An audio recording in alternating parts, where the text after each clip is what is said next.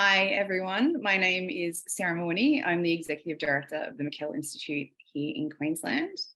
I'd like to begin by acknowledging the traditional owners of the land on which we're presenting this webinar today out of Brisbane, Turrbal and Jagera people, and pay my respects to elders past, present and emerging. And I also want to extend that respect to all Aboriginal and Torres Strait Islander peoples joining us online today. Earlier this week, we launched the shocking results of a major survey of food delivery, rideshare and Amazon Flex or parcel delivery drivers. The report was called Tough Gig, Workers' Perspectives on the Gig Economy. This is one of the largest ever surveys of transport workers, transport gig workers that has been conducted in this country. And it really revealed the depth to which these workers are struggling. The report drew on the responses of 1,033 respondents. So as we said, it's one of the largest surveys conducted in this sector. The survey ran from December in 2022 through to February 2023, so over 3 months. And we ran it in 9 languages, so English, Mandarin, Hindi, Indonesian, Malay, Portuguese, Spanish, Turkish and Thai. So the reason we did that was to make sure that those workers engaged in this work. We know that there is a high proportion of foreign workers in this work, or those for whom English is not their first language. So we wanted to make sure it was accessible to as many workers as possible. A lot went into crafting the questions and making sure we had it in the right languages. We ran it online and in hard copy to maximise results and to ensure it was accessible to as many workers in the industry as possible. The report was made possible with the support of TECHO and the Transport Workers Union, so we're really grateful to their support and contributions as well. The survey examined pay, conditions, safety and flexibility associated with this work and found some really compelling results. And in the midst of a cost of living crisis, tens of thousands of workers are earning less than minimum wage and feeling the pressure to rush and work long hours to make ends meet. We find that, a risk to safety, to their safety, to the safety of the drivers and the gig economy and others. So what we're going to do is break down the key findings. I think we've put the link to the report into the chat. It's also online in our website, on our website. Lots of numbers, as you can imagine, but some really compelling sort of pieces that come out of it. So the first thing that we found really interesting is that workers depend on this work and must work long hours to make enough money. So there's a real view that this type of work is extra or an add-on to traditional work. But we found this is not true for the respondents of the survey. So 81% of respondents depend on the money they earn from rideshare, food delivery or parcel delivery to pay bills and survive. We found that interesting and somewhat unexpected. Overall, the survey suggests that most respondents work significant hours, with 41% working over 40 hours per week. So although gig workers are not paid overtime, they are working overtime, like what we would consider overtime in traditional work. In fact, 48% reported working overtime hours of 41 or more hours. Unsurprisingly, low pay is the biggest concern. So 76% of respondents reported low pay, 45% have struggled to afford everyday items like groceries and household bills. This question obviously was, we put this question in around the struggle to afford everyday items because of the cost of living pressures, increasing inflation and the extent to which this was affecting gig workers, and it's almost half are struggling.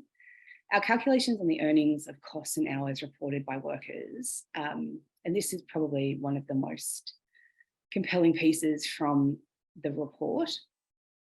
But when we look at the costs and hours worked are reported by workers, at least 45% are earning below minimum wage. So that was certainly higher than we expected. We that's a shockingly high number. But based on current estimates of gig workers in Australia, this could translate to 100,000 or more workers experiencing the equivalent of ongoing wage theft. So it's potentially the largest case of wage theft perpetuated by an industry, not just an employer, which sort of really makes the case for the need for regulation in this industry. Almost half are working more than 40 hours a week, which we've touched on before.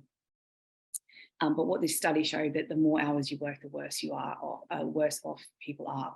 So of those working full-time hours, at least 66% are earning less than minimum wage, which is really concerning, that figure only grows the more hours that workers are working. Another real concern for workers in this industry is security of employment. So instant job loss through deactivation is common and it's a significant concern.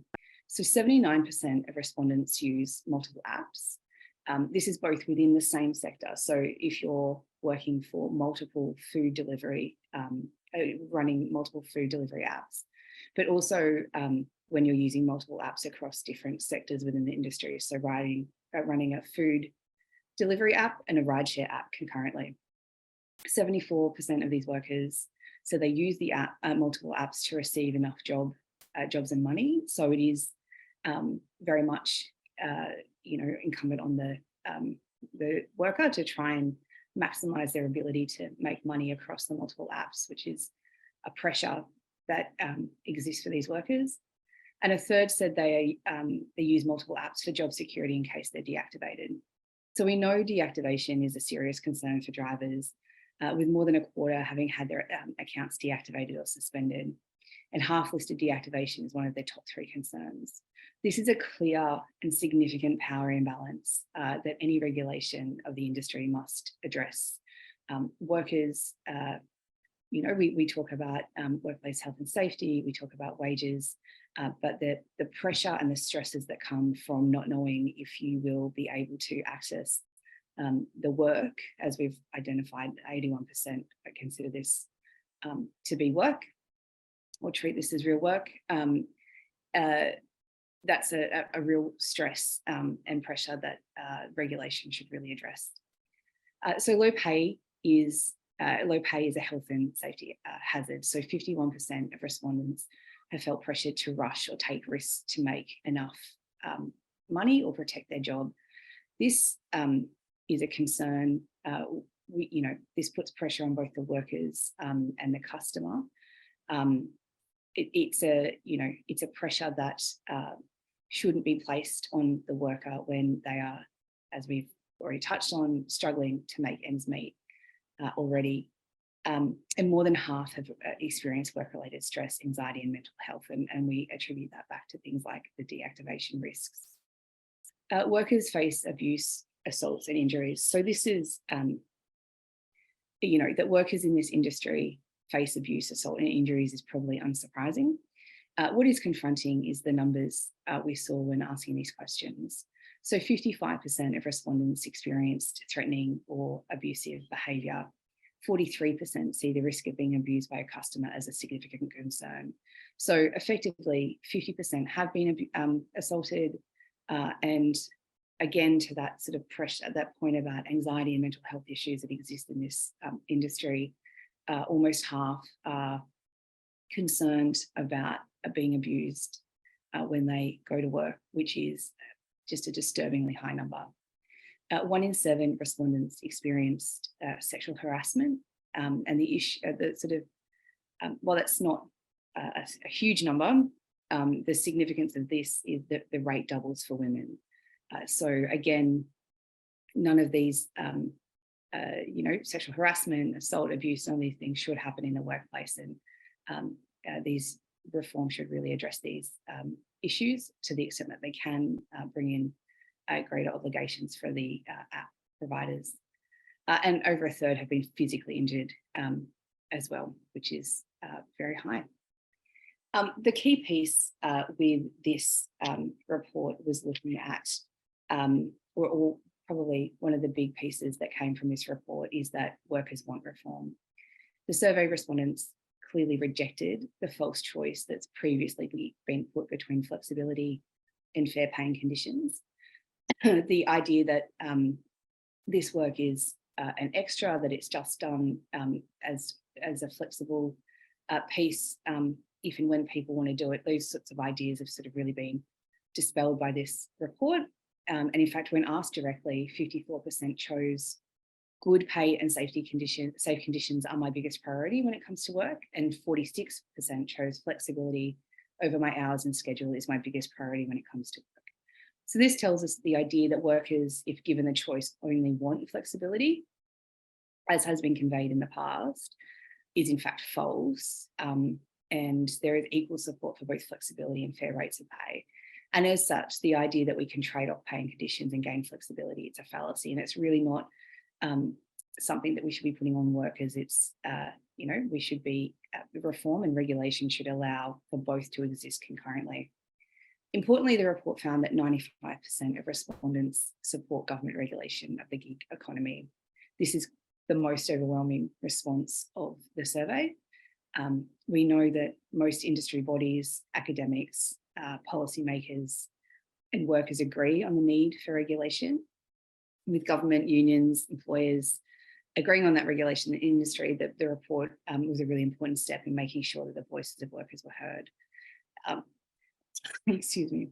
With the regulatory commitments already made by the federal government to give scope to the Fair Work Commission, and there has been some significant work here and announcements by the Albanese government in this space to set enforceable standards in transport and make the industry fairer, safer and more sustainable.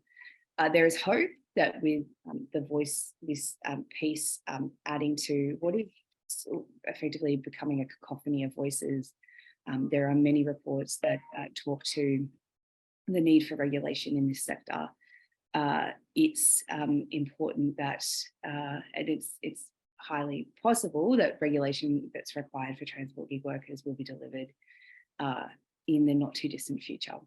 We're really proud of this report and the work that went into making sure that what are a vulnerable and a vulnerable cohort of workers, that their voices were heard, that they were engaged with.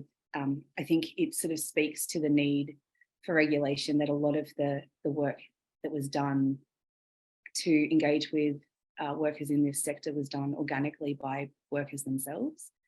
There was a lot of sharing of the survey and encouraging of other drivers to participate, which was, it really does speak to that, why the response to the need for regulation was so overwhelming. So we might, I don't know that we have any questions, but I might leave it there. We're really excited that the last week there has been a significant amount of lobbying done on the back of this report in Canberra. We're really looking forward to seeing some really tangible outcomes for workers in this sector. We do have one question. Have you found any signs that gig workers are developing an occupation or even class consciousness of themselves as gig workers with a sense of common interest rather than a herd of individual issues? I think that's I think the short answer is yes.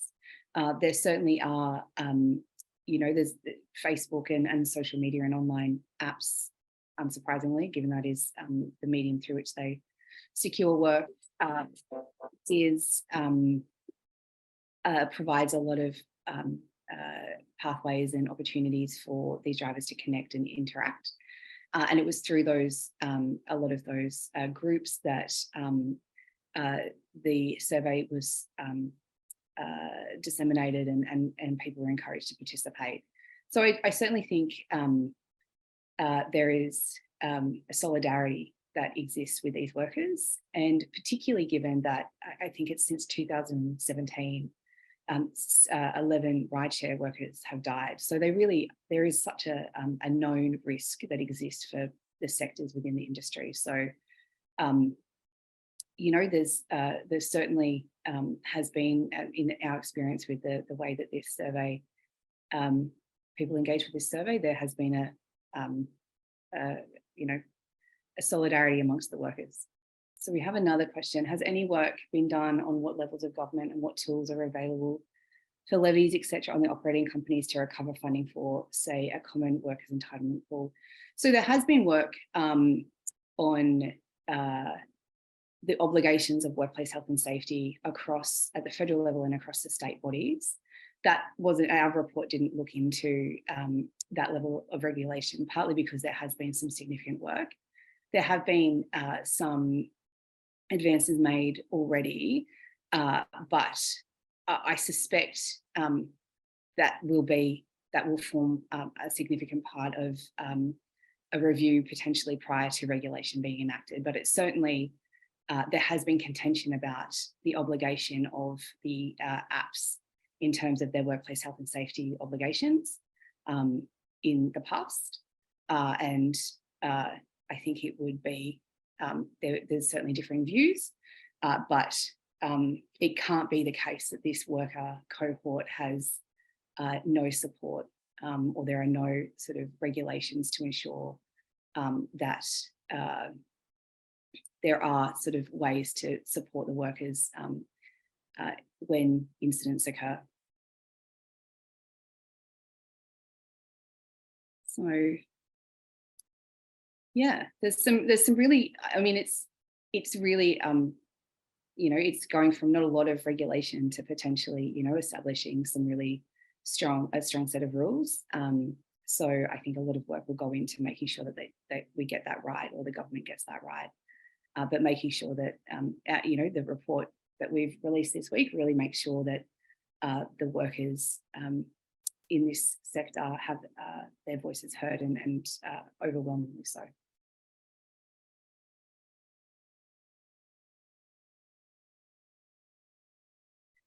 We might, I don't know if we have any more questions. If that's all, I might thank you for your time. Thank you for those who joined us online. I really appreciate it. This was my first time, so I hope it was okay.